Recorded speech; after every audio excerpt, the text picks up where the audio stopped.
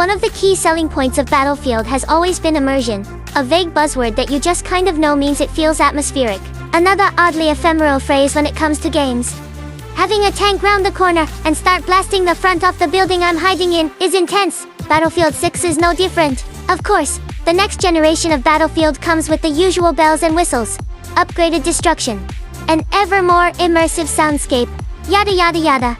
And they weren't kidding. Battlefield 6 sounds incredible, but there's one setting hidden in the audio menu that, when you change it, you won't ever go back. New in BF6 is War Tapes, VAL, or Very Aggressive Listening, which improves upon the existing War Tapes audio mix setting that was introduced way back in Bad Company 2. I'm not a fan of the standard version, which simply narrows the dynamic range between sounds and ups the distortion a little to sound more like an old war tape. To me, it feels a little flat and washed out. Very Aggressive Listening, however, takes this and adds more power and distortion for a much more impactful and gritty feeling.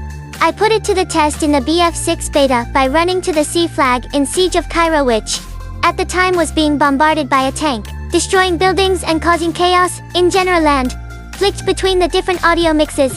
Once I'd used War Tapes VAL for a little bit, the default mix felt oddly boring and gamey, for lack of a better word. With a quality pair of headphones, Very Aggressive Listening offers perhaps the richest sounds I've heard in an FPS. You can almost feel the impact of a tank shell ripping apart a building, gunshots chipping away at walls, and casings hitting the ground. Honestly, it's quite a lot to take in at first.